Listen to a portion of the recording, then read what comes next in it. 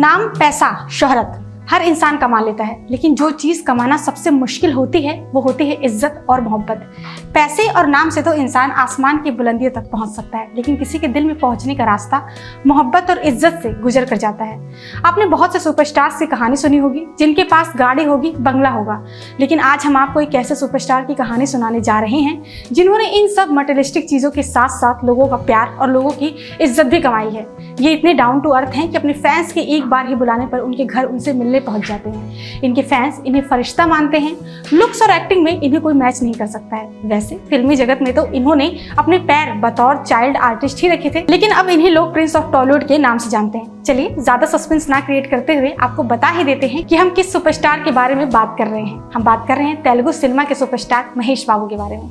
महेश बाबू का जन्म 9 अगस्त 1975 को चेन्नई में हुआ। इनके पिता तेलुगु फिल्मों के मशहूर अभिनेता कृष्णा घट्टमनेनी हैं, जिन्होंने तेलुगु की 350 से भी ज्यादा फिल्मों में काम किया है। इन्हें 2009 में पद्म भूषण अवार्ड से भी नवाजा गया। इनकी माता का नाम इंदिरा देवी है। महेश बाबू का ज्यादातर बचपन चेन्नई में ही बीता, इनकी नानी दुर्गा अम्मा के यहाँ, क्योंकि इनके पिता कृष्णा अपनी फिल्मों में बहुत व्यस्त रहते थे। महेश बाबू बचपन से ही पढ़ाई लिखाई में बहुत अच्छे थे। इन्होंने Saint Bede Anglo Indian Higher Secondary School Chennai से अपनी स्कूलिंग कंप्लीट की।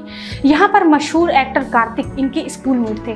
फिर लॉयोला कॉलेज चेन्नई से बैचलर ऑफ कॉमर्स की डिग्री हासिल की। लॉयोला कॉलेज में महेश बाबू के एक और बैचमेट थलापति विजय थे। ये दोनों ही एक्टिंग में अपना करियर स्टार्ट करने से पहले ही एक दूसरे के कॉलेज टाइम से अच्छे दोस्त बन गए थे। चेन्नई में एजुकेशन कंप्लीट करने के बाद इन्हें तेलुगु पढ़ने और लिखनी नहीं आती थी, क्योंकि इन्होंने अपने स्कूल में इंग्लिश के साथ दूसरी भाषा के रूप में हिंदी को चूज किया था। महेश बाबू जब सिर्फ 4 साल के थे तब तेलुगु फिल्म के एक सेट पर पहुंचे थे। ग्रेजुएशन कंप्लीट करने के बाद महेश बाबू ने 3 से 4 महीने एक्टिंग की ट्रेनिंग ली। महेश बाबू को तेलुगु पढ़ना और लिखना नहीं आता था।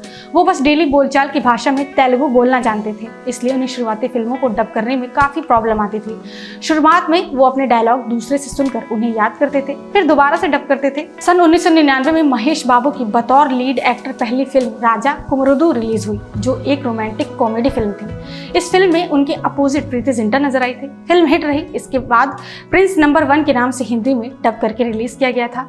इसके 1 साल बाद सन 2000 में महेश बाबू की 2 और फिल्में रिलीज हुई, युवाराजू और वामसी, लेकिन ये दोनों फिल्में बॉक्स ऑफिस पर कुछ खास कमाल नहीं कर पाई। हालांकि फिल्म वामसी के सेट पर ही उनकी मुलाकात उनकी फ्यूचर वाइफ नम्रता शिरोडकर से हुई। फिल्म सिल्वर स्क्रीन पर तो कुछ खास कमाल नहीं कर पाई, लेकिन नम्रता शिरोडकर और महेश बाबू की जोड़ी जिंदगी की सिल्वर स्क्रीन पर जरूर सुपरहिट साबित हुई। प्यार और मुलाकातों का सिलसिला चलते चलते बात शादी तक जा पहुंची। महेश बाबू को अपनी फैमिली को मनाने में थोड़ा टाइम जरूर लगा, लेकिन जब सब मान गए तो 10 फरवरी 2005 में दोनों ने शादी कर ली।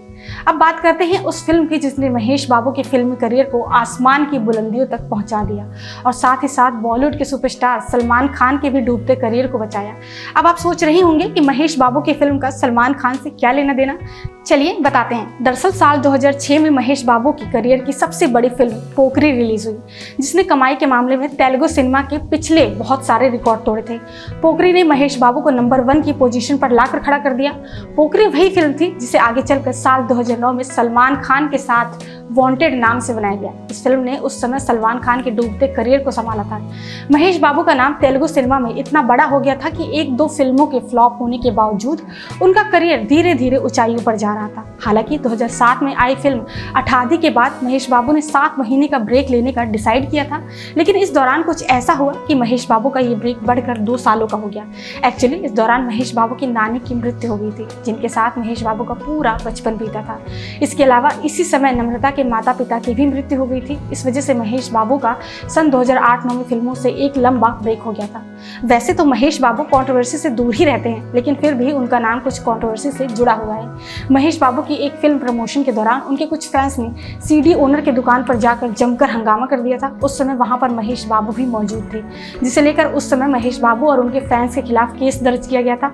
हालांकि तेलुगु फिल्म इंडस्ट्री के कुछ बड़े एक्टर चिरंजीव, नागार्जुन, पवन कल्याण जैसे कई एक्टर्स ने महेश बाबू का पूरा सपोर्ट किया था। बाद में पूरे मामले को रफा दफा किया गया।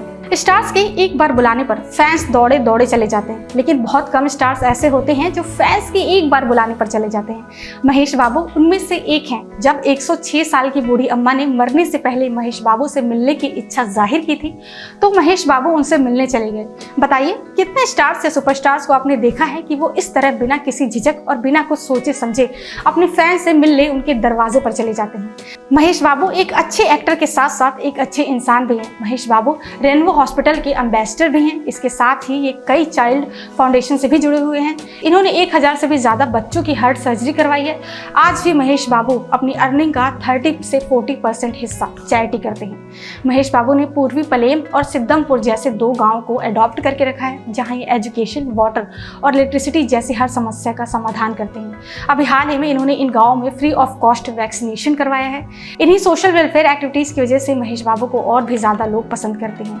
साल 2022 महेश बाबू के लिए बहुत ज़्यादा दर्दनाक और परेशान करने वाला रहा। आपको बता दें कि महेश बाबू के भाई, उनकी मां और उनके पिता सुपरस्टार कृष्णा की इसी साल मौत हो गई, लेकिन महेश बाबू ने इस मुश्किल दौर में बड़ी हिम्मत के साथ खुद को और अपने परिवार को संभाला। उनका यही जज्बा उनको आज इंडस्ट्री का सुपरस्टार बनाता है। कैसे लगी आपको महेश बाबू की स्टोरी? कमेंट सेक्शन में कमेंट करके हमें ज़रूर बताएं और साथ ही साथ हमारे चैनल को लाइक, शेयर एंड सब्सक्राइब करना बिल्कुल ना भूलें।